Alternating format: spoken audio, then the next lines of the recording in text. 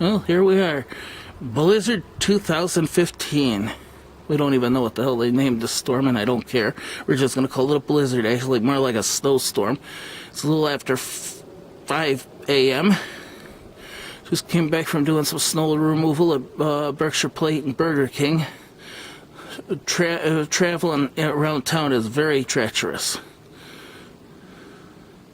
Now, earlier you'd be able to see the bare pavement and the sidewalk all cleared. And this started right around 2, 3 o'clock this morning.